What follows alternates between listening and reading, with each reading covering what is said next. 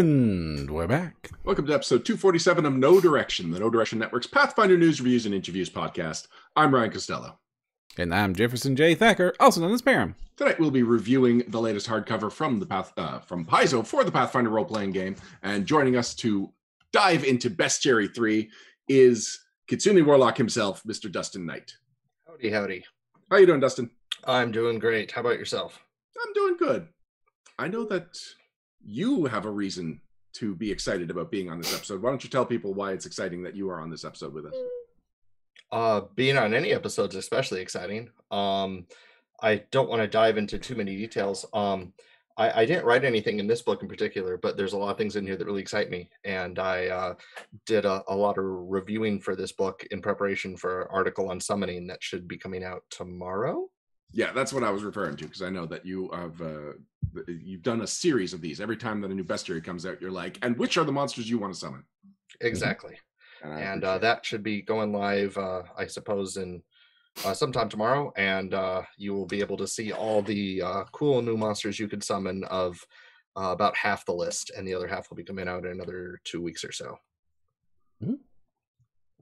I appreciate it because, you know, it's always fun when somebody else does all the legwork for you, and then you can just look like a genius at the tabletop when you pull out your celestial ills. Exactly. And I will be updating the older articles so you don't have to change your links once the Archives of Nethys links go live. So you could compare them with other monsters from Bestiary 1 and 2. Ooh, we need to just tag this as like a in the resources thing on the site so that it's easy to get to. Yeah, I don't think we do that, but we should. That would definitely, there's definitely several Fox. We have like 3 things there, like initiative tents, character sheets, something Alex made. Section. Yeah. Yes. But we need to make it, we need to look at that. Because this is too good of a resource to just not be able to just like pull up. Oh, Zathos of Rissia is saying that he thought the archives links were already active, but you just double checked, right? I just looked at the news section to see if there was an announcement about it. I didn't search for a monster. Okay, well, some of the monsters, there's a little bit of confusion there because a lot of the monsters in this book are on archives because they appeared in APs. Yeah, I'm seeing that now. Did you say a lot of them? Well, some of them. A fair few. Not like most of the book or anything, but a few.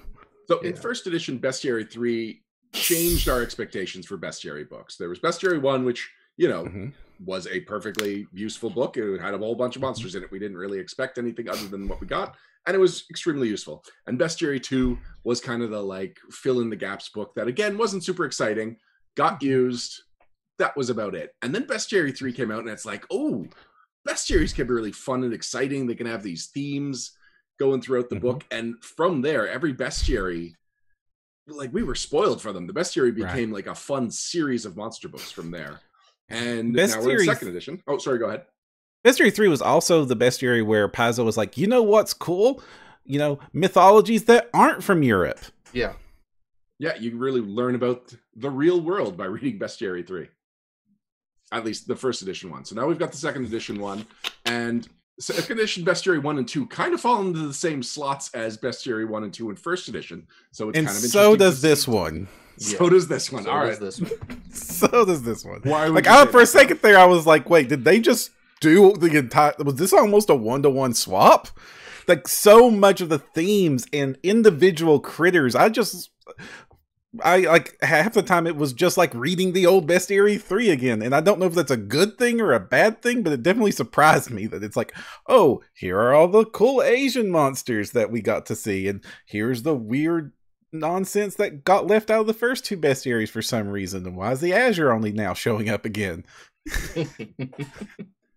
So I know we were expecting a lot of like Western medieval monsters because we just had the Agents of Edgewatch Adventure Path, and typically you'll get whatever the themes of the last couple of Adventure Paths are show up in the next Bestiary because they reprint a lot of those monsters.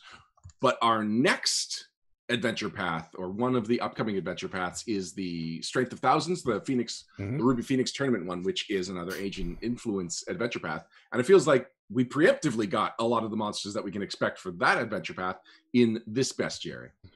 And they were in the last Bestiary 3 for the same reason, because the Year of the Ruby Phoenix was going on in Pathfinder Society, and also the Jade Regent. Should we just link people to our Pathfinder First Edition Bestiary 3 interview or review and just call it a day? I mean, but I'm here.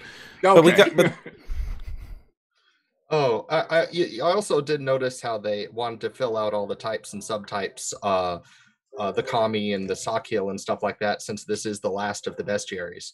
Yes. That's a weird statement. Bestiaries. It is the last bestiary number, so we will probably get more monster books. We might get something like the codexes like we got in first edition. There's even more reason for the codexes in second edition, because when you get something like a Kitsune, it won't be like, and here's how you make Kitsune NPCs. It's just, here's a specific Kitsune NPC. Whereas we could get a whole chapter of second edition Kitsune NPCs. So that might be the direction they go. But it is something that we heard. I think we first heard it at Piezocon, that this is it. That it's Bestiary 1, 2, and 3. And they're moving on from the Bestiary format. Right. But I also said it was the... Go ahead, Dustin.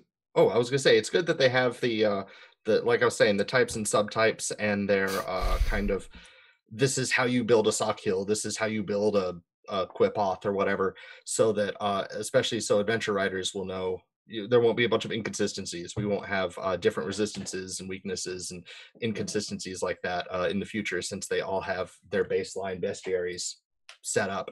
So we have all the rules for those monsters. And Perram, you were saying? They also said this is going to be the end of quote-unquote core rulebooks. Like, this is going to be the last assumed rulebook in the collection. Not the end of the RPG line. There's still books even announced for it. But, like, I wonder if this also means this will be the last one that gets the fancy red hardcover. Oh, interesting. I didn't think of that. I have no information pro or con on that, but... Well, we got so far Magic coming out in a couple of months, so it won't be long before we find out the answer to that question. Mm-hmm. Any other thoughts on this being the last bestiary and the last of the hardcover core? Books? I'm wondering if Starfinder kind of tipped their hand a bit on what they might see going forward, where we had the alien cards. I'm wondering if we're going to get, if the bestiary cards were so successful that that's going to be the bestiary format going forward. Oh, that's interesting. Because why do we need the book when we've got the cards? And they've already, and you can get the PDF of the cards. It's no more difficult than anything else. It's honestly, I prefer using the cards to the book. It makes my life a lot easier GMing. If I could GM in person ever again. Don't say ever again. Zathos of Rissia brings up the good point that we might get Lost Omens bestiaries going forward. And that's interesting. We do have some campaign setting stuff, actually quite a bit of campaign setting stuff showing up in the bestiaries that we have gotten. But moving over to just a purely, this is the Alkenstar bestiary. Like, that is a very specific set of monsters, and I can see that being the direction going forward for some of the monster books. Yeah, and back to the codexes, we haven't had codexes yet. We don't have an NPC codex. We don't have, like, we would have gotten an NPC codex by now, and we haven't. Yeah. Well, they did have those in the Game Master Guide. They have about 75 pages of NPCs. Oh, fair enough. We would have had an NPC codex by now, because we would have had a Bestiary 3 by now. NPC codex came out after Bestiary 3. Oh, was it the one between 3 and 4? I want to say yes. Yeah, because there was a time where they were going Codex Bestiary, Codex Bestiary, Codex Bestiary. Let's talk about this book. I guess that's what we have been doing. But let's crack it open. Let's talk about the content. Actually, before we crack it open, let's look at the cover, because the cover features a lot of what's been really advertised as features of this book. We've got a Clockwork Dragon. We've got Skeleton Infantry, which uses the troops rules, and we've got a whole mess of Tooth Fairies. Yep, and somebody stole Valros's shield. I actually had an exchange with Rain Reynolds, who did the art for this book, about whether this used to be Valros's unit, or whether Valros stole a shield from these guys, or if, like you said, somebody stole Valros's shield. But that is definitely the exact same shield. But they've also got the banner. Yeah. Whereas Valros, who is such a scavenger and will just take whatever works for him, I think it's more likely that he got his shield from whoever these guys used to be. Oh, that's a good idea. I mean, he didn't have it just a couple of years ago. Right. He just shows up with his cool shield all of a sudden. adding red to his color palette. So out there. So, I respect Wayne Reynolds all the pieces, but I was just like, that surprised me most of all of the changes to him. Even covering up Setiel's abs, the red shield still is the most surprising change to an iconic. Well, shields becoming disposable was a big change to the system. So you definitely just pick up shields wherever you can. Yeah. Also, that 2-weapon fighting for a fighter became a lot harder in 2nd edition. Right. So it'd be weird if the iconic was using a very hard to pull off mechanic based on the core rulebook. Mm-hmm. So Salarn in chat is saying Valeros is 100% the kind of person that would just pick up whatever shield he saw in the party loot and run with that. Exactly. Especially if his dagger stopped working. Just fighting skeletons. Why won't you do anything?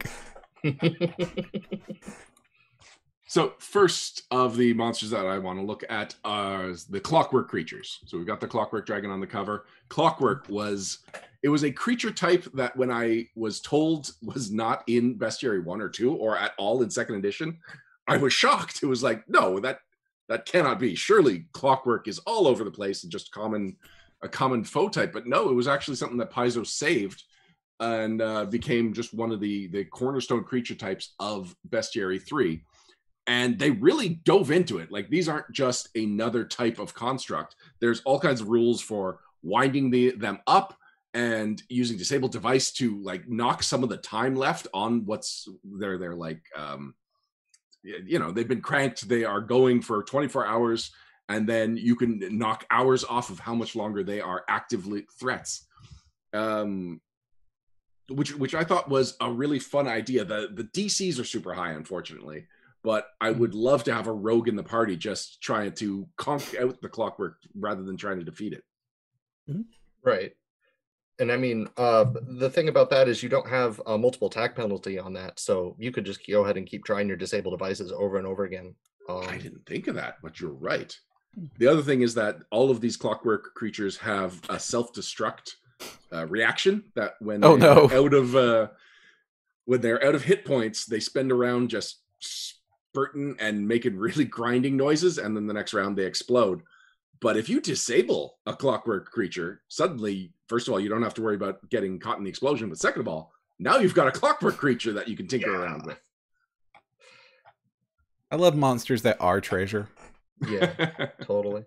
Oh, then you're going to like one of the monsters I talk about.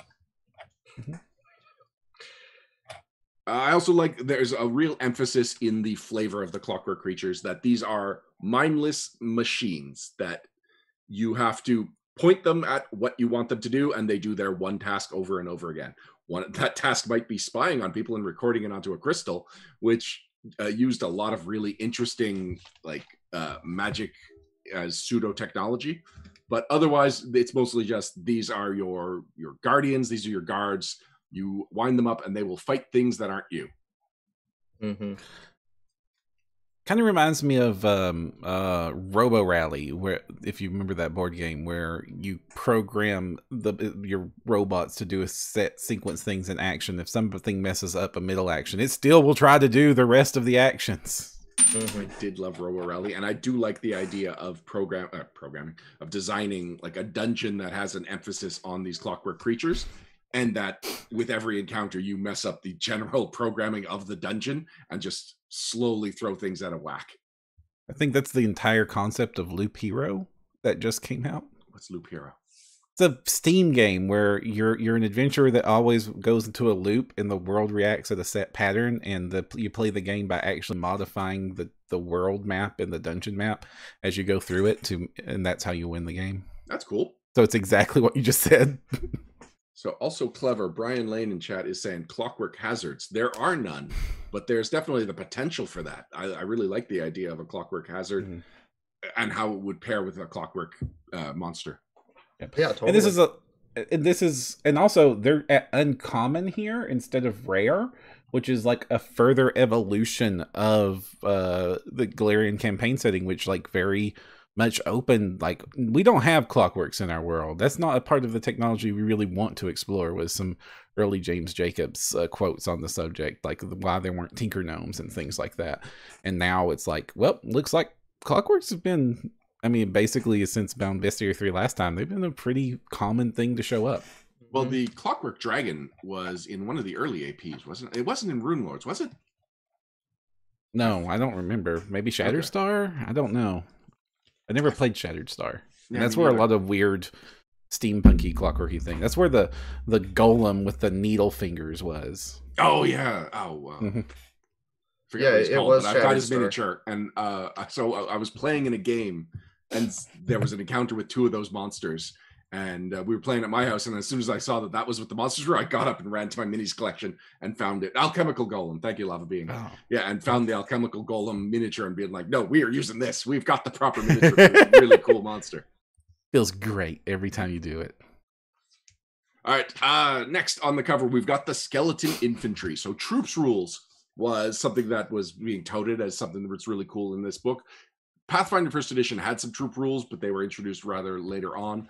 And 3.5 Dungeons and Dragons before it also did. But just the idea was always been, there are swarms, and swarms go up to a certain size. Small? Yeah, I think you're going to have small swarms. And after that, no, everything works independently. So having a group of monsters that work as a unit is just something, it's like, it means that you can have certain thematic choices of creatures as threats for multiple levels, because after a few levels of them just being like a single one is the threat, now 10 of them or 16 of them is the threat. And not only do you feel like, oh man, this one of those guys used to be a challenge, and now I can take on a whole group of them. So you feel cool there, and they play out differently because the scope of the world is changing for you as a character. So thematically, I really like the idea of troops. The question is, how do we feel about the mechanics? There's a couple of really interesting ones. One of them is that your troop will shrink as you beat it up. There's 2 thresholds next to the HP. So it starts as a certain size. Once you get to the certain threshold, it is now a smaller creature. And, you get to the next threshold, it becomes smaller still. So thoughts on the thresholds as relates to the creatures shrinking as you fight them? Perram. I kind of dig it because it helps visually show it off, and I'm becoming intimately familiar with this the further I dive down the rank and flank miniature hole for war games and stuff that use this same kind of system. I mean, like, this is how you play Warhammer.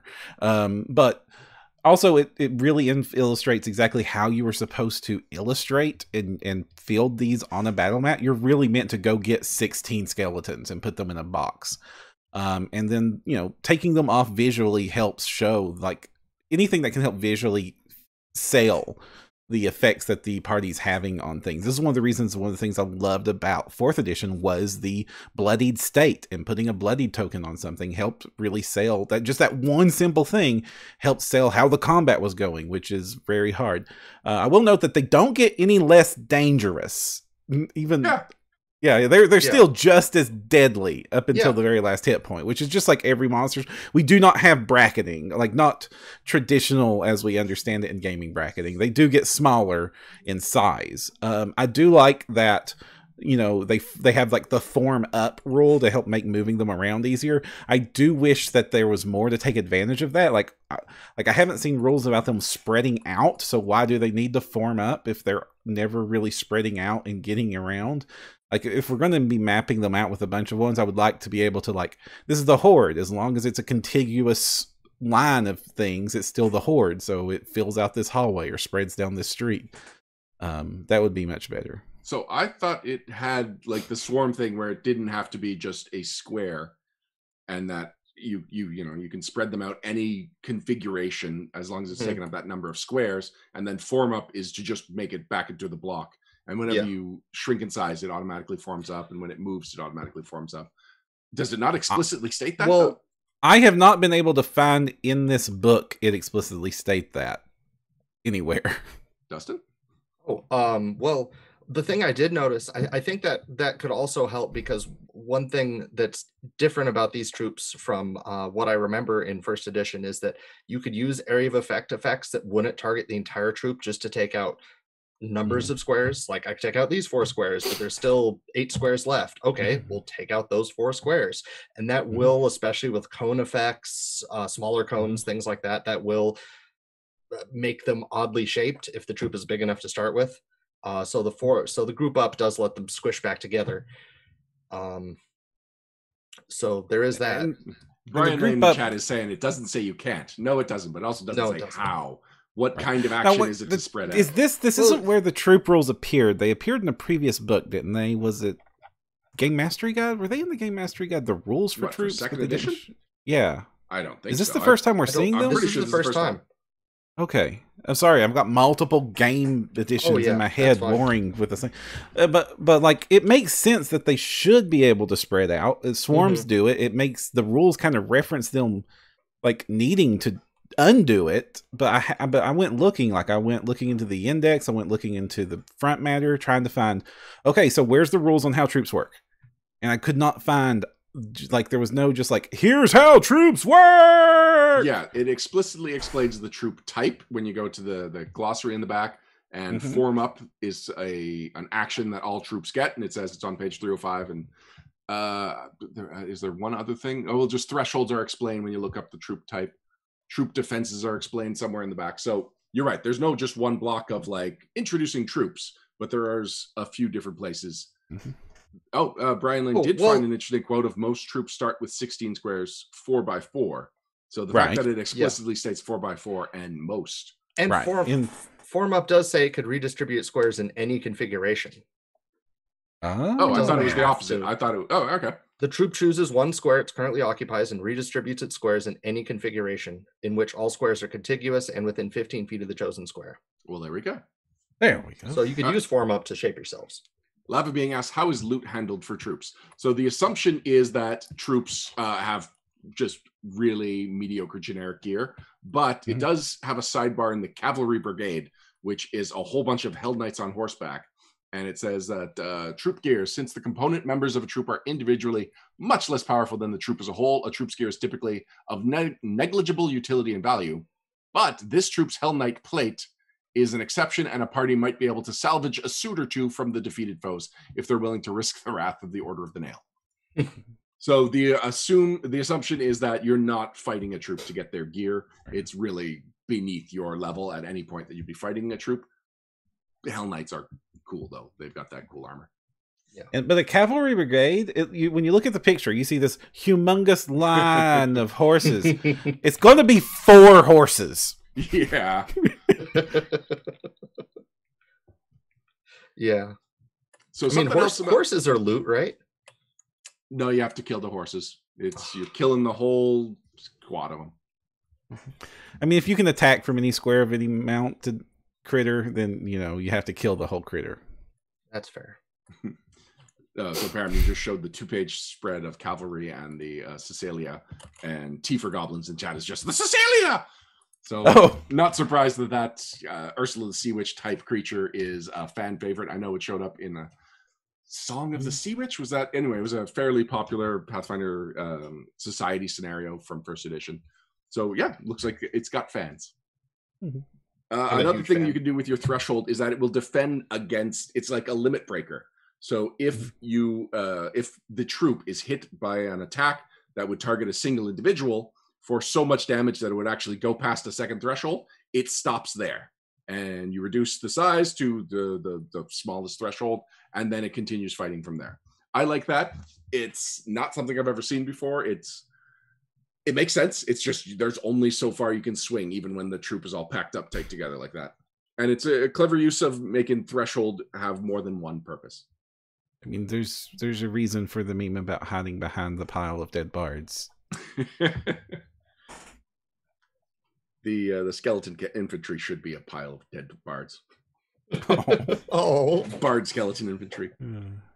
Yeah, and there's like the troops are definitely one of my favorite parts of this book because it solves one of the biggest like suspension of disbelief things in Pathfinder that other games have solved by using minion rules, where how do you make like throwaway enemies in mass actually work gameplay balance wise. And up until then, minion rules were how you did it. Like they're still just as deadly or almost as deadly as anything. They're still just as accurate, but they just go away the second you backhand them. Whereas this, makes them still deadly, still a threat on the combat field without having to invent an entire subsystem of monsters that for some reason just can't take a left hook. One last thing I really like about troops is how the attacks are themed. So it's not just you're attacking with a spear, but there's lower spears, which really gives the phalanx impression of like, it's not just one person doing this, it's the whole troop is being ordered to do that. Hurl javelins, phalanx charge, like all of the theme, all of the language used is like, here's a bunch of people doing the same thing all at once. And that makes it way more effective than just 4 individual skeletons who happen to all be doing the same thing. Mm-hmm. So the final creature that's prominently featured on the cover is the Tooth Fairy. There's a whole bunch of them, and I'm not sure why the Tooth Fairy got such a prominent position on the cover, because, like I said, the Clockwork and Troops, those are really touted as this is why you want Bestiary 3. The fact that the Tooth Fairy is in it seems incidental to me. Mm-hmm.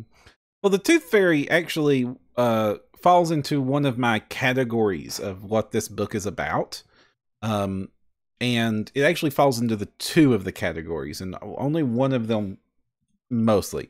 The first category is there's a lot of Fae in this book. There are a lot of Fae in this book. And I'm glad for it. Fae are wonderful creatures that present both a social and a combat threat, no matter what their alignment is. Like they operate on strange, weird rules and such. And we get into the deep dive on the topics. But they also fit into the one category that this book hits home that no other bestiary has hit home on as hard and has creeped me out the most, and that is the body horror category. Yeah. Oh, yeah. There is so much I need to freaking eye bleach so much after looking at many of these monsters. There's the what's it called? The Blood Painter, which is good. I have hands for eyeballs that has hands, and I'm scratching symbols into my skin while munching on a dude's hand. I mean, this thing, oh gosh, I'm not going to be able to sleep at all after looking at some of these things. How about the Amalgamite? Yeah, the Amalgamite was on the list right ahead too. That was the other one that was like, this is the first one that kind of like triggered it, and I was like, oh, that's not right at all. Like no. The snake with 2 heads is better than that thing. And double-headed bears is kind of a terrible thing. And then there is, oh gosh, you will know this one, Dustin. The dude with the long neck. Oh wait, here. Oh, the Roku something. Yeah, I thought. Yeah, the Roku Rokubi. Yes. Which is like you're somebody in your family. You didn't even do anything. Oh, yeah. This bestiary is filled with you did nothing wrong, but someone turned you into a monster through being terrible. And this is one of those. The Roku Rokubi, where like the long like lumpy tumorous neck, and then like and it says like some of them the head just comes off entirely and just rolls around on its own. And our favorite, the Panagalin. That ties into one I was going to call out, because do not get your hopes up and think you're getting a pangolin. No, this campaign is Pananangolins. Which is one is a cute little armadillo thing that makes a great familiar, and the other thing is your living nightmares manifest.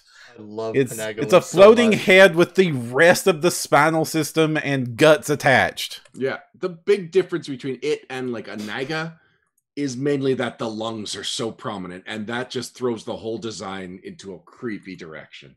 You have to understand that, like, you realize that, oh, that's intestine. That's just intestine. That's not a tail.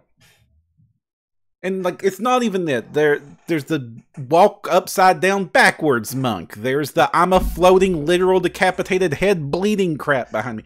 This book is filled with what horrible things will give our players nightmares if we let them stare at these pictures too long, including my nemesis, the Tank Barang. Which one's that? What is that?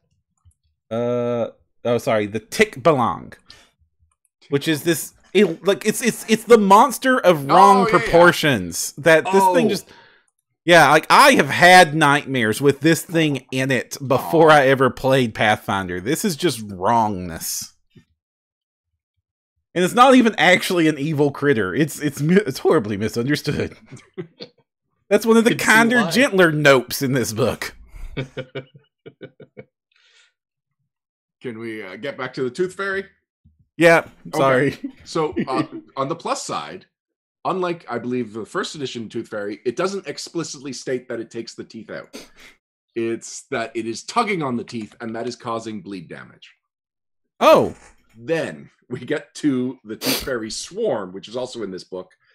And it has the Swarm Pry, where a whole bunch of Tooth Fairies are all attacking your mouth, all pulling your teeth out, and doing 4d6 damage of teeth pain.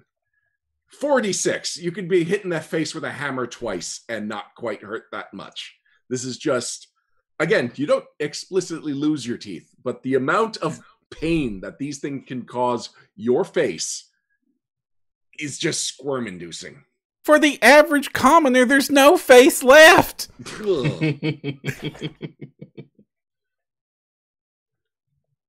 I mean, 4th level summon Fae, you could get your own Tooth Fairy Swarm, and your It's party not will a tooth, hate you. it's my lower jawbone.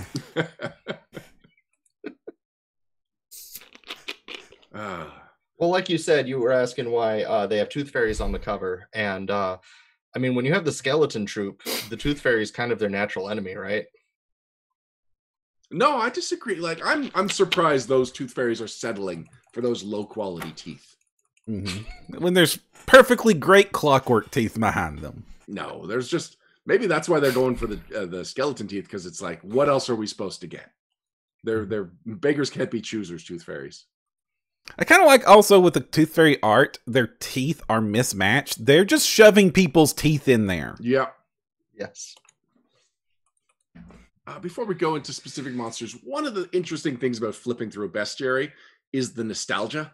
Like, it's weird that I see the Tooth Fairy and I'm just reminded of the encounters I've had with Tooth Fairies. I've never run one as a GM, but I've fought them as players, and I did not enjoy those encounters. It was like, no, leave my teeth alone, you horrible little fairy thing. And yet, when I see them, it's like, the Tooth Fairy. That brings back memories. I mean, that kind of ties into my other category I had for this thing, which is things that have stabbed Glanville. There are so many of them here. You got Creepy Spider Girl. You got the Telltale Heart. You've got the Domovoy, who've never stabbed him physically, but emotionally they hurt. Oh, also, yeah, so the Domovoy are in Adventurous. They are the keepers of our castle, or our keep. And I did not realize that if we upset the Domovoy, they can turn the house against us and attack us with the house. Like, it animates the actual house that they are in charge of and just smacks you around with the walls. I am definitely staying on the Domovoy's good side now that I have that information. Also, I didn't know that one of them is a cute cat. Is that still the Domovoy? I thought it was just a different subtype of the same creature type. I'm actually having a hard time finding Domovoy because it's not in D's. Domovoy is on page 136. Why is it that? Is that our House Fairy or House? Oh yeah, there we go. House spirits. House Spirit, yes. Okay, here we go. Yeah. I guess that's the Divinic. I wonder if the Divinic was the one we never found because we were just like, nope. We just decided not to go knocking on his door. Oh yeah, the cousin that we were supposed to deliver pants to. Very nice pants. Mm-hmm. I'm so happy to see a grain explosion on a monster stat block. I have some good times in Pathfinder with grain explosions. Raise grain cloud. One of the fun things about second edition bestiaries is that they are not standardized attacks. So every now and then it will be melee and then something really bonkers. And it's fun. And I imagine that if I were to design a second edition monster, I would definitely find a very strange thing to put in there. I did not write down any examples, unfortunately, but there are good ones. I found one of the things that have stabbed Glanville just a couple of pages later, the Jorogumo. Jorogumo, which one's that? The Spider Girl. Oh, yeah, of course. Oh, she was stabbing us all. We had a lot of trouble with her. I know. I think my favorite example for interesting attack names is the undead pulling the mask off her face. Or I guess she's just a spirit. What was she? Oh, we're terrible about this. I know which one you're talking about. It's the The div? No. Oh no, the Kushisake Onna on page 156 has attacks called "Am I Pretty?" and "Even Now." Oh yes. Oh yeah, I see it. I'm pulling it up. Yeah, melee silver scissors. It's just, that could have been a dagger, but no, they went very specific, and it's just, why are they so specific? Oh, because the myth.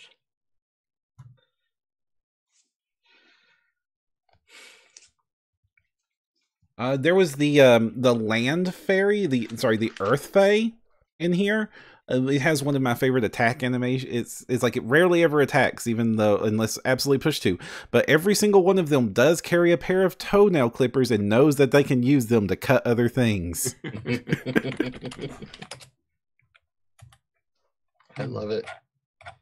I love it. Also, another category in this book is like every bestiary has undead. Like lots of undead. It's the most common. This one is all undead of terrible things happen to you that weren't your fault. I'm kind of going back to that. But like you've got the undead that were because they believed in Razmir, and like then Pharisma says, nope, you got that wrong. You chose poorly. Yeah. So let's hit the list, because that's on my list as well. It's the Abandoned Zealot. And so it's, you thought you lived your whole life committed to a god, you get to the afterlife, and the god's like, no, you are not welcome in this afterlife. And they do specific call out that Razmirans tend to die, and that's when they realize Razmir was just a guy pulling their chain and fooled them into believing that he was a god and to worshiping him as such. And so even the example in the art has a decaying Razmir mask. But I really like this creature and its potential for storytelling, because you could be establishing that you've got some kind of strange cult in your campaign that's like, yeah, they worship this god, but in a weird way. And this is a way you can introduce, like, to plant the seeds that this is a greater part of your campaign.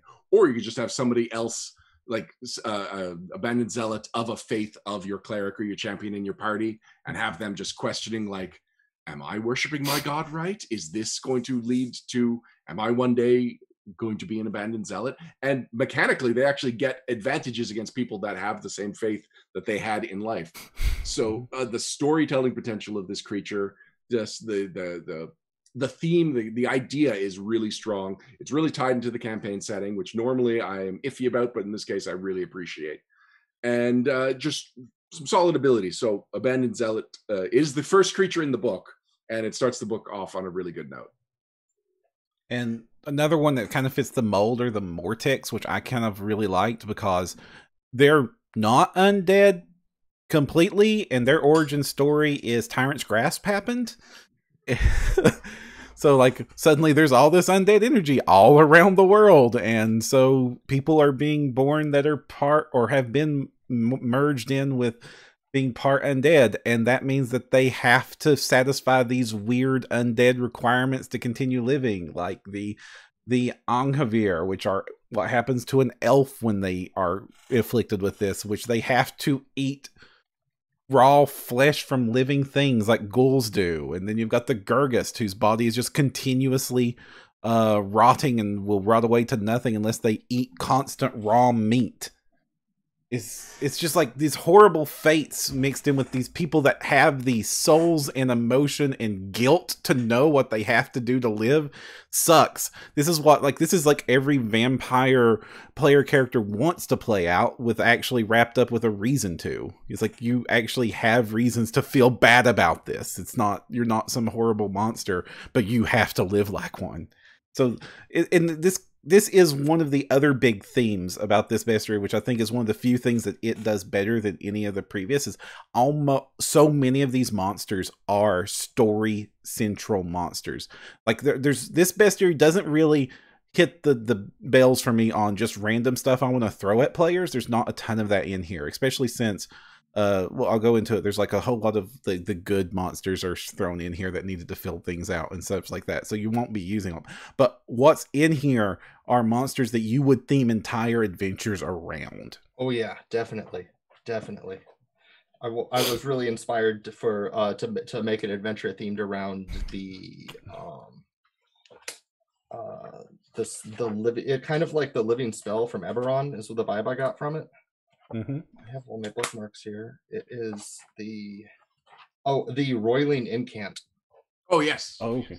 Yes, not the one I thought you were talking about, but yes. Looks like a super fun monster to build for an encounter, because you take a school of magic and you're like, this is just an embodiment of that school of magic. It just roils around, casting the spell over and over again, but gets smaller and smaller each time it does. Really enjoy that as an enemy. Even as an enemy that could happen because your players messed up on a ritual or whatever. It doesn't even have to necessarily be a minion of the boss or anything like that. It could just happen. So along similar lines, one of my favorite monsters in here, or actually one of my favorite creature types, was the Sic Tempora on page 232. And it is a moment in time that is just locked there and made embodied by the strong emotion connected to what happened at that moment in time. So they're creatures from the dimension of time. I think technically they're outsiders. Cool. Yeah, they none of them can speak. They all embody the emotion that was caught there. So there's misery, there's triumph, there's love, and there's hatred. And they all have these they're like bright but cool colors, which is already just an off-putting visual.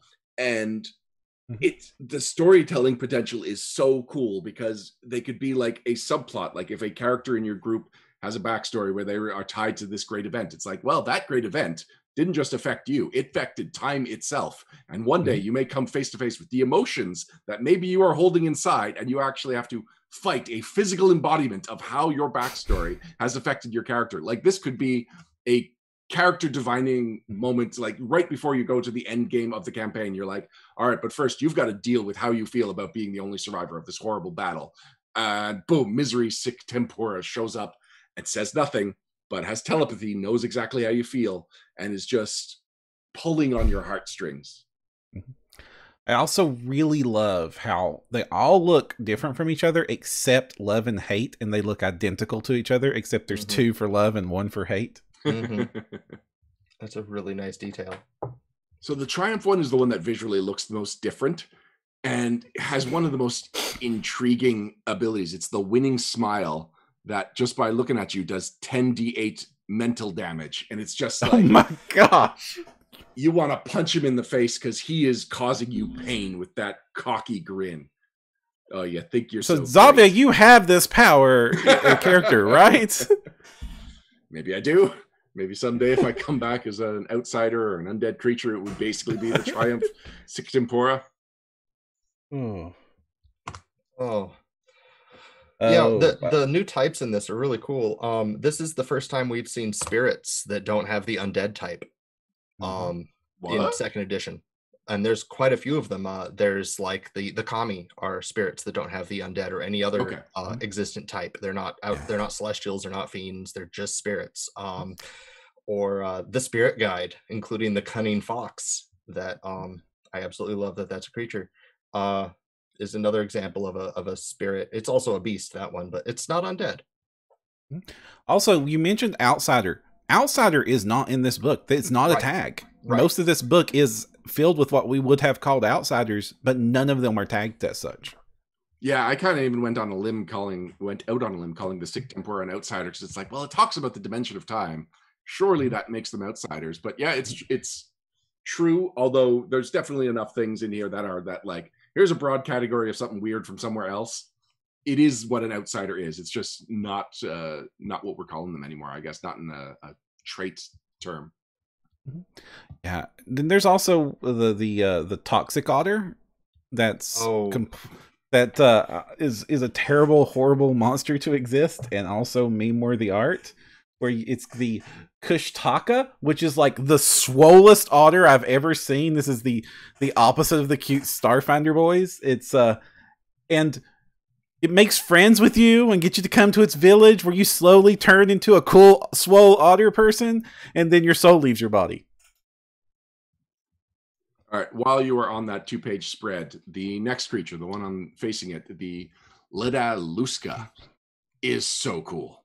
It is a water elemental that can take the shape of things that has reflected in its surface. It takes their shape, freezes itself, becomes an ice elemental, and can become like an ice sculpture of it. It's just such a fascinating concept, and it's a low threat creature, so it's not really something that you would put against the party as a menace, but as just a psychological, just something to explore the psychology of the characters. I love the concept. It's not something we've ever seen before. I love that it specifically calls out that it can see vampires even if they aren't reflected on its surface, and they kind of boggle their minds. There's just yeah, I don't know. It really stood out as a really clever concept and totally different from what I expect from elementals. It's also a monster that's great because it is good low-level dungeon fodder, but it's one of the monsters that really can be used to showcase the monster builder rules really well, because it would be trivial to take its coolness and most of its stat block as is, and then just ramp up the spine stats using the monster builder and throw this into a 12th level dungeon. Sure, yeah, this guy is a puddle, but there's maybe a lake version and an ocean version. A holy shrine to Ravagug, and the monstrous form of you comes out of it. It's also a cheap vampire detector if you want to cast summon elemental.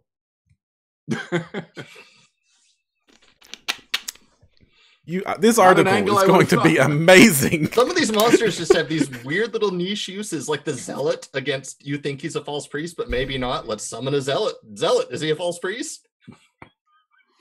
All priests are false. Oh no, it's a lie.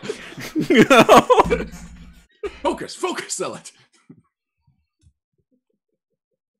I mean, this is not the bestiary I expected it to be, but I'm still pleased with it. I was expecting. You started the review saying like this is exactly the same as Bestiary 3, right? Which I did not expect at all. I didn't expect Bestiary 3 again.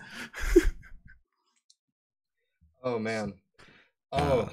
So were you expecting to see the Phantom this early on, like before we got a spiritualist class? Or a spiritualist archetype, or a spiritualist? I didn't make that connection. I just figured, Phantom, another type of ghost. Yeah, no, this was definitely the kind of spiritualist Phantom saying this is not an undead. It's a emotion manifest, kind of. Well, we are getting the summoner in Secrets of Magic, which is coming up, and it's very possible, if not, maybe already been alluded to, that we might get a whatever the Phantom Summoner was called. What was it again? Right. What was the class from first edition? Spiritualist. Thank you. Yeah, we might get a spiritualist subtype or subclass of the summoner.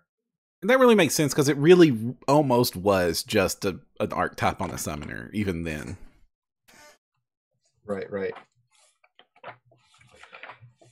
Brian Lane in chat brought up the Brainchild. So the Brainchild is something that when we had Logan Bonner on and he was previewing some of the monsters for Bestiary 3, this was one of the ones that was most exciting. It is a boogeyman that gets powers based on what you think its powers are. And it specifically calls out that it starts spreading rumors so that when it does finally face you, your fear of what this thing can do empowers it, gives it actual abilities, and it's got a specific list of things it can do, but I think a creative GM should be allowed to really go off the rails, and whatever wild rumor they manage to spread and convince the players about, they can apply to this creature. And what's interesting is it's an illusion. It barely even exists, but it convinces you not only that it exists, but that it is a threat with all of these different abilities. So walking what you don't know can kill you. Yeah. Speaking of another one that I just think is really cool and fun and like really calls back to that Gygaxian nonsense that used to be part of this game's heritage is the Bobble Beast. It's a monster that for some reason its natural digestive tract produces jewelry that it then sets out for people to find, and it compels them to bring it jewelry to eat. And then, like, it's mostly harmless, and then it does what this book often does. It does this with the Kelpies, too. It was like, but there's some bad ones out there that's developed a taste for flesh. Yes. And they got the Kappas. They're like the mythological Kappa is actually a kind of funny, but kind of horrible myth creature that's, like, all got its own body horror. And the version of the Kappa that is produced in here is kind of like this, little... silly little nature fairy spirit beast that, if it ducks its head, it loses all its brain water and gets slow until it rains on it again. And then it's like, the sidebar. The darker side. Kappas despise horses, and due to this behavior are sometimes mistaken for strangely armored goblins. Some of them have a taste for human flesh. That line appears repeatedly through this book. Some of them have a taste for human flesh. Here's the android. Some of them have a taste for human Kangaroo! Yeah, oh, that's another random category. Animals that just animals that like Starfinder went in the opposite direction, and they just started like, this is the stat block for the general category of herd animal. And now but Pathfinder is like, no, we're going to have this weird bison. We're going to have 4 different goats. We're going to have foxes and canines. And like, I'm kind of cool with it. And I kind of want a kangaroo familiar, so I can just have my little gnome ride around in its pouch. in there. Yeah. Oh man, skunks are so good. Possums are so good. So in 3rd edition, I once cast Baleful Polymorph and tried to turn somebody into a sloth, but I couldn't because there was no stat block for the sloth. Oh no. Now I can. Yes. Just make it a raccoon that has an initiative penalty. Let's see. Well, you mentioned a creature with treasure in its belly, so how about we go to page 261 and look at the Sword Keeper. My book is literally open to that. I was waiting to want to bring it up. That is the pinnacle example of you could build an adventure around this. They have a cool sword inside of us. It's somebody built it to keep track of their sword, and they could manifest copies of that sword in their hands and fight with them. It is very obvious what the treasure is going to be, the sword inside of it, and it just creates a wonderful little narrative. The fighter needs a new sword, or the party's going after a legendary sword. Why would you put it in a treasure chest when you could make an entire new encounter with this awesome looking sword manifesting giant robot thing? It is awesome looking. I really want that as a miniature, with WizKids doing the translucent plastic for the chest and for the weapons. Like that's something I want in my collection. I mean, this is the Michael Bay remake of Camelot, right? Well, you could also, you could do the mimic trick where it's like, oh, you think it's treasure? Haha, the treasure chest is attacking you. But then you get treasure. So it's like, well, that wasn't so bad. Could have been a sticky treasure chest monster, but it wasn't. It actually had that sword it was stabbing me with a lot. Right. And on occasion, it could also summon a giant version of the sword to do a big attack. And speaking of colossal echo. Oh, go for it, Bear. Things that have things inside that they shouldn't. The Slithering Pit. What a transition. I know. It's an ooze, so I love it. Oh, yes. It's mindless. Its stomach is an extra dimensional space that looks like an acid pit. So I'm really confused about its hunting tactic. Like, I understand, I can make myself a concealed pit that you look at, or I can make myself an open hole that I'd make treasure filled. No, it's an acid-filled pit in an extra dimensional space. It's not very enticing, though it does have pseudopods to make it. But it's just standard dungeon trap, and it's sentient and beating us to death with its own holes. I love that the sidebar for that monster is casting shade on the monster. It's like a living pit, really? Oh god! Also, I love that it's extra dimensional because you could put it on the 2nd floor of a building. I love it. Oh man, did anyone else like the trebuchet that could fling people? Was that the animated object? Yeah. I did. I really liked the new animated objects because it wasn't just thing attacks you. There's the silverware swarm, the furnace, and then the trebuchet. Oh man, trebuchet. Players are gonna summon it to launch each other, over walls, et cetera, really far distances, right? No one's gonna use their 9th level spell to use this in combat. They're gonna use it to fling each other around. Oh, Janaby has a question for you, Dustin. Well, it's not for you, but can we summon oozes yet? If they have some other type, there is no spell that lets you specifically summon oozes. But if it's an ooze that also has the fiend type or something like that, I suppose you could, but I don't Secrets of magic, we implore you. We need our ooze summoners. Yeah. Yeah, ooze and spirit summoning are the two things I'm looking forward to. But it's not that difficult to just look at the summon monster spells since they're all formatted the same way. Look at what you want to summon, bring it up to your GM and be like, can I just have the primal spell summon ooze? The research rules exist for a reason. Snotomancy is what Justin Sluter says in chat. I mean, it's not for organized play, but there are rule systems for researching and creating new spells. Exactly. And there is the ooze morph if you want to play an ooze character. I do like that you've got basically Paizo has played Dark Souls monsters in here a lot too, like the Vildraven, which is very cool. Also, this does lean towards the higher level monsters. The Vildraven is like this half raven turns into a knight dude. That's just like, that's going to be an encounter everybody's going to love. And, you know, your soul is on the line, so it's important.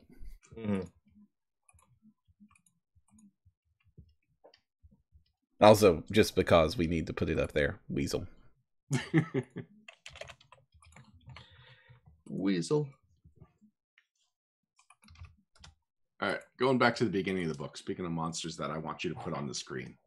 The Beto Beto-san. Beto Beto-san. I was so happy to see Beto Beto-san. So, do you know, like, is this a creature of myth? Yeah, yeah. I just Japanese. know it's a grinning smoke monster that is wearing Tengu, what are they called? Hold on. Ippo-geto, so stilted sandals. Yeah. I'm so happy. Traditionally, they can't be seen. They could only be heard, and they follow you when you're walking. So it's the sound of footsteps behind you when you're walking. It does have ominous footsteps. In fact, all of its abilities are footstep related. Yes.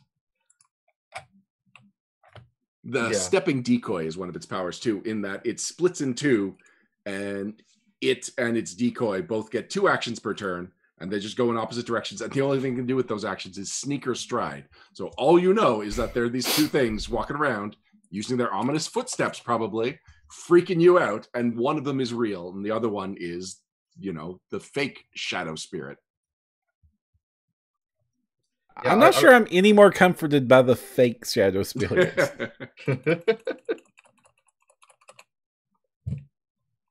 All right, I am getting towards the bottom of my list. I do have a whole bunch of honorable mentions that we've got. We've covered the Beheaded. My note was fun. The Blood Painter, Visceral. I do want to call out the Beheaded resulted in Flaming Skull getting demoted to a subtype. Oh, no. It's still there, but if you, like, a lot of the alphabetical lookup is going to be a little bit funky in this book.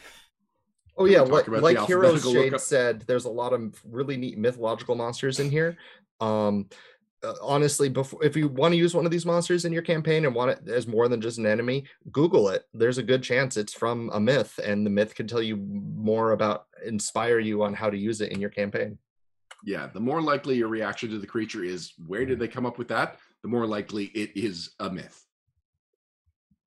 Yes. Oh, I do love that this book also does a great job of really visually selling the difference between demons and devils, because, like, the demons, like, you got the Dretch and, like, the Brimmerakins, like, these horrible bestial messes. And then you get to the devils and, like, no, we got class. Well, if you want to talk about class, there's the Vulpinals in this book on page 11, which I was really happy to see they gave it an ability called Fox's Cunning that lets it do free recall knowledge checks. There it is. So Fox's Cunning now mechanically exists in 2nd edition again. So there we go. Sadly, it's not a summoner.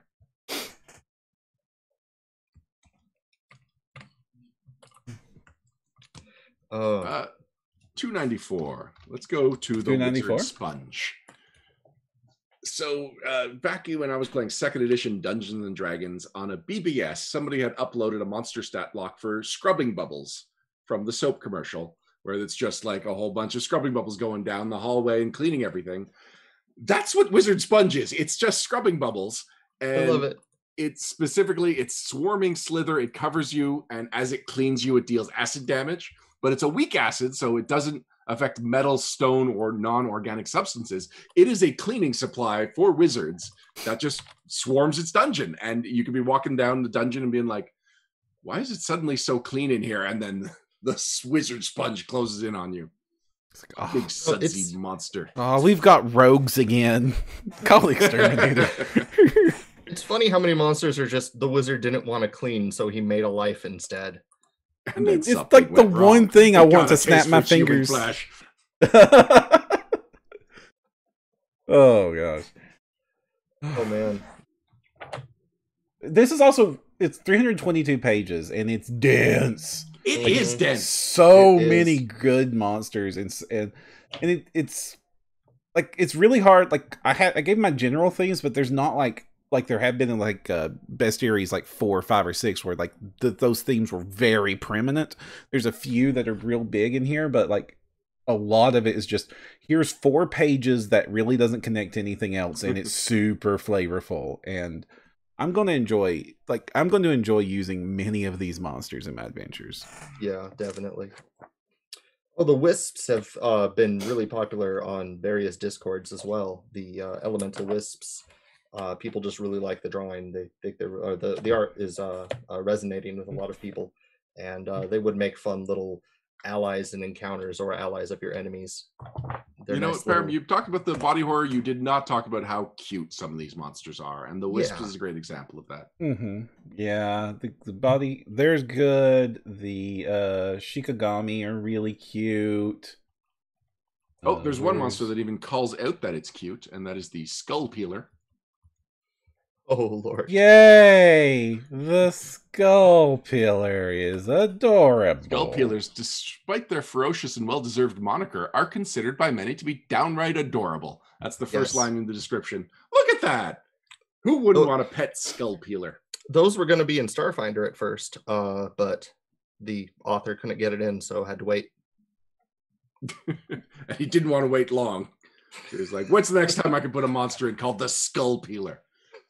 You know, I do. There is one ding I have to give this book. Okay. Like, and one of the things that I've seen in advice for the monster sections of RPG Superstar again and again and again, and Paizo people giving advice on writing adventures, is what might or might people think about something is rarely more than wasted words and empty sentences. And this book is filled with, some people believe this, some people believe this might be.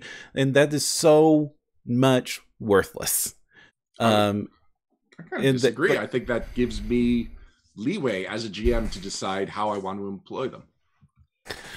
Well, it does help with natural ones on knowledge checks too. And, and that feat that always gives you one piece of false knowledge. I've noticed a lot of GMs with that. They just freeze and they're like, I don't know, here's a piece. They breathe fire. Sure, why not? Like they have no idea.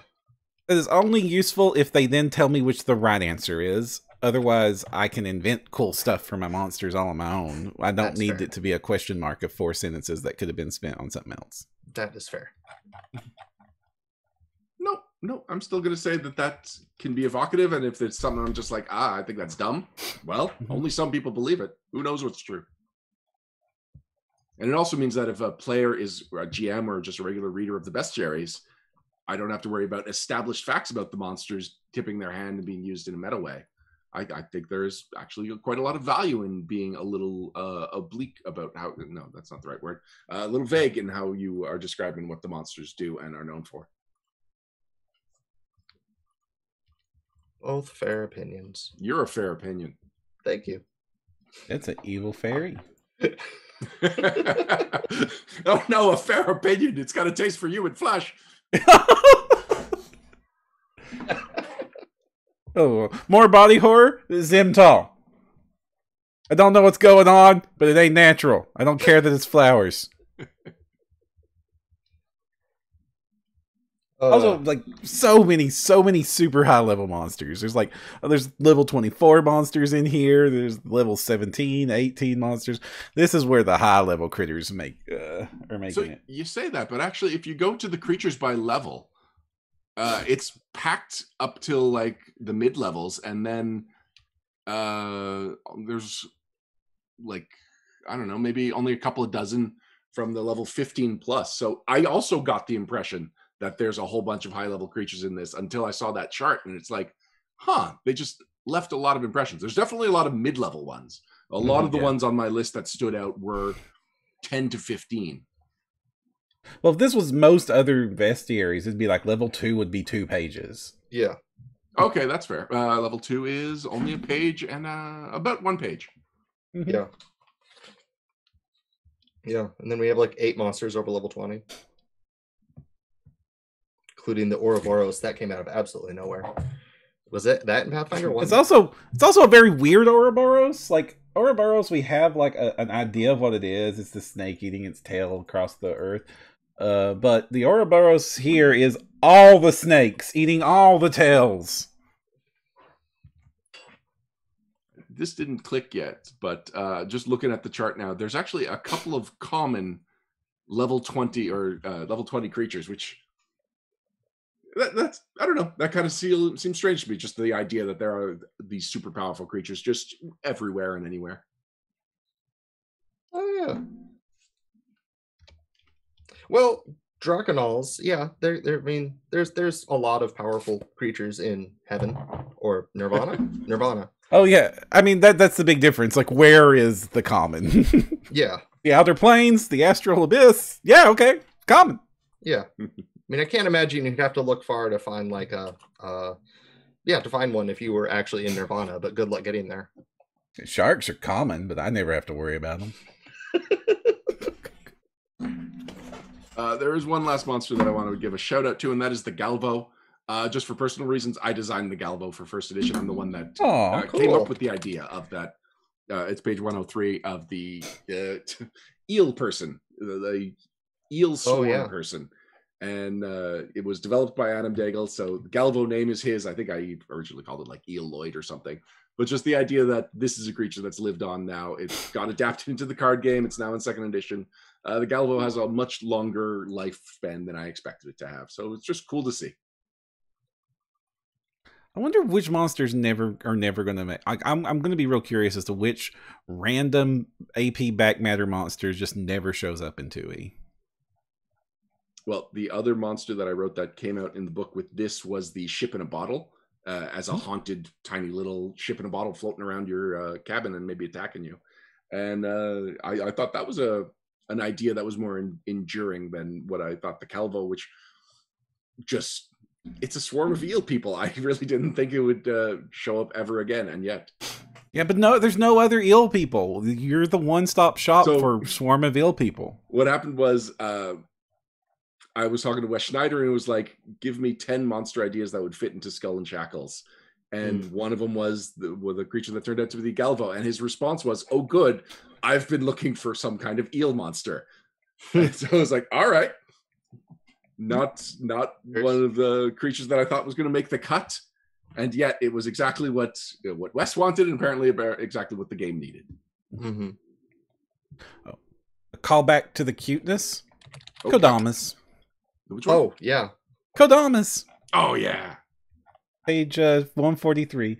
I mean, the Shikigami are cute too, but the Kodamas is like adorable incarnate. Little Princess Mononoke's. Those were creepy. This is cute. Necks aren't supposed to bend that way. Call back to body horror, page 256. The squirming swill. We want to call back to body horror. We could have ended on cuteness. All right, what was the page? 256. The squirming swill. It's the residue at the bottom of a witch's cauldron after she's done making potions out of different living animals. I prefer to just look slightly to the right. But then after you beat it, you could squeeze the potion out of it and drink it to get a buff. On the menu, despite being undead, a squirming swill remains edible, barely. Somebody decided to write that, to include that as part of this monster. Look, cute squirrel. Cute, don't ignore the nope on the other page. Squirrel. A giant flying squirrel with a taste for human flesh. A taste for human flesh. All right. Oh, I think we've given this. We're all very happy with this book, right? Yeah. Yes. Absolutely. Very. So I don't really think we need any final thoughts. It's full of really cool monsters. It's got some themes, but it's got a lot of themes. They have some crossover, but also some difference points. So it's not like, oh, I don't want to pick this book up because I don't need a whole bunch of body horror. No, there's just a fair amount of body horror, but this is not the body horror bestiary. It's a bestiary full of options of multiple levels, multiple themes, multiple threat type, but largely just clever quality monsters. Absolutely. I also like going back to the Jaina B in chat for the swill. Seems like something a goblin chief would make intentionally. Vorka has totally got one of these. Yeah, definitely. All right, looking at the time, I think it's about time we can move on to wrap-ups and shoutouts and just kind of have a elongated wrap-ups and shoutouts section, and then we can move on to the private sanctum on Patreon. No, not on Patreon, on Discord. Be right back after this. Wrap-ups and shoutouts. Wrap-ups and shoutouts. Wrap-ups. Wrap-ups and shoutouts.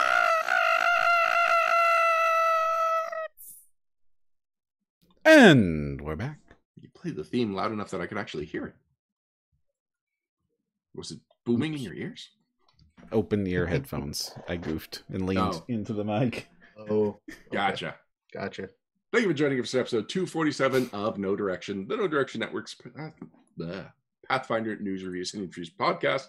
Before we go, we want to bring attention to some cool things that we've been checking out lately that might be of interest to you as Pathfinder players. I actually don't have a list of shoutouts. I know I just said we would have a really long shoutout section. I got nothing. I'll probably find the next podcast on my list that I could recommend. But Dustin, what have you been up to lately, and what do you want to tell people about? Not sure if this will belong here or in news, but Piezocon player signups are open on their Warhorn. There is no news segment, so now's the time. All right, yeah, Piezocon player signups are open on their Warhorn. So if you want to play Piezocon Online 2021, signups are open. They'll be open until the 21st of May, I believe. And what are the Piezocon dates again? I know I definitely should know that. May 28th to the 31st. Okay. And I still have openings in my author game because I'm running Crashing Wave on Saturday, May 29th at 1 p.m. Ah, cool. Congratulations. Perram, you got anything you want to shout out to? I'm doing a celeb game for Concurrent. Signups for that will be opening soon. So if you want to play Pathfinder Society with me, you can sign up there at the Concurrent website. Do people get to choose of any of the Pathfinder Society I will be that ever were? No. I that will have to be a charity thing. Like I will only do that if it's benefiting charity. You know, it's charity to the people that have never played those scenarios before. But you know one that I would absolutely run dead stop blind? Which one? Hillary Moon Murphy's newly announced adventure, The Fanciful March of Erwaul. And I'm going to try my best to bring that up on screen right now because I want to run this. It reminds me, just the name and the cover makes me think that this might be inspired by the Night March of Kilkamedeus. It has this like wonderful gourd leshy just like hanging out there doing cool things. Where on earth is my web button? Looking all cute. It's trying to capture Firefox. Don't do that. Okay. And I will do the transition. There! It's on screen right now on my Facebook page because I retweeted it. Hillary Murphy put it up. And you just linked it to me in my Facebook that they all got to see. Nope, I linked something else to you. Oh, okay. It's another Gourd Lechy. Oh. Because, yeah, back in the day, or actually, not back in the day, because this is still talking about Pathfinder 2nd Edition, but when there was some option that was revealed that a Leshy could have a Leshy familiar, and so we created the Gourd Leshy riding in a much larger Gourd Leshy. Oh, it's adorable. Yeah, Alex posted design. that. That's an Alan Cooper original piece of art that he did for the site. And so when I saw the cover of Hillary's adventure, it reminded me of that very much. I have another shout out to give out. It's to one of my favorite books ever now. It's It's the inspiration for Habine Renmei and the Charcoal Feather Federation. Dustin, you might be familiar with these. No, you need to become familiar with these. They're some of the best manga and anime that you will ever watch. And they are short watches. It's 12 episodes for Habine. Make sure you're in a good mood when you start it. But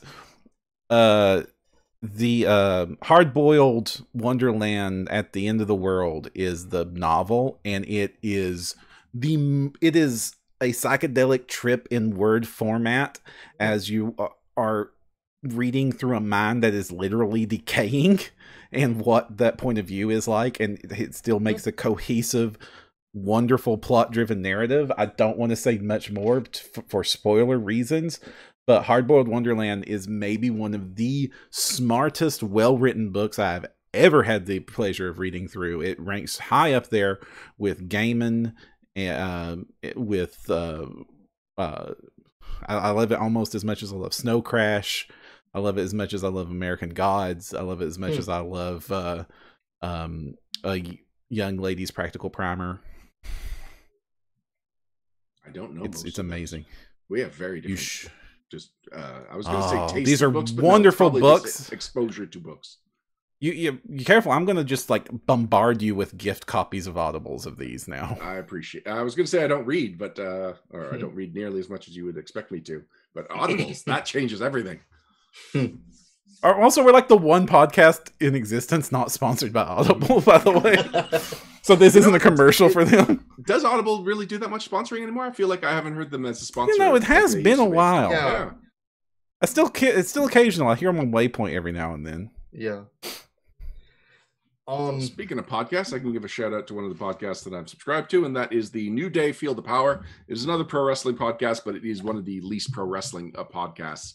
It is the New Day, which is a faction within the WWE. It's Big E Langston, or just Big E, Kofi Kingston, and Xavier Woods. They are three just positive role models. They are three just good dudes that believe in positivity. They are young black athletes that are also all well educated, and they really just want to put out there that it's like you don't have to be to fit into the stereotypes that is usually cast upon black wrestlers in the WWE. You can be someone that is just flat out a good person and proud of it, and that can be your gimmick, and you can just bring pancakes to the ring and celebrate with unicorns, and they're just good people, and their characters are so similar to the people that they are, and the podcast is insight into who they are as people, and they get frank about some of the struggles they've had of establishing themselves and some of the career highs and lows that they've all been on. And so it's usually just a really good time, and they're all nerdy, they're all gamers, and so you never know what you're going to hear, but it's generally fun, it's generally positive, and it's often insightful. And that's it. I was trying to come up with something else to shout out to, but I could not think of anything. I have one more thing. It did come out a few weeks ago, but I'm still absorbing it all and still absolutely love it. And that's Alex Agunas's Advanced Occult Guide, because it's for Starfinder. It's become the largest, thickest book on my shelf, actually. It's so much information. It's all so well done. It is, as far as I'm concerned, like the second core book for Starfinder at this point for me. Wow. It's just really good. It's tons of feats, spells, monsters, base classes, archetypes, everything. And it's really good. I mean, full disclosure, Alex is a member of the network. I'm pretty sure me and Dustin both helped with that book on a lot of occasions. But it is kind of an amazing work of pure love of Starfinder, and it shows. You know what? I realized a shout out I should be doing to. I should be shouting out to Lauren, Vanessa, and John, who picked up the slack for me over the last month when I was not feeling well, and they acted as co-hosts on various shows. On the last couple of episodes of No Direction, and it really helped me out. And they really brought their A games, and they kept the shows entertaining and informative. And I really appreciate what they all did. And except for breaking every bone in my body, I'm happy with it. Yeah, I mean, you got better. We all got better. So, my trust will always be we are wrapping up this episode, but we are not done recording tonight. What's next? Patrons. Oh, yes. Yes. If you go over to the NoDirectionPodcast.com, you'll see the Patreon link, and it is only through the support of our patrons that we are able to continue to grow and do this awesome, amazing content, some of which that you'll be hearing more about soon, as well as seeing our shining faces on a lot of things soon. But if you want to hang out with us at the after party, our patrons get to in a Patreon private sanctum. Simply sign up on one of our Patreon levels and then pounce over to Discord, where you'll, as long as you link your Discord to Patreon, you'll be able to join us for a private show dedicated to the patrons and directed by the patrons. Until next time, I'm Ryan Costello. And I'm Jefferson J. Thacker, also known as Perram. And you're Dustin, you could say it. And I'm Dustin Knight. And if you want to find the path, you need no direction.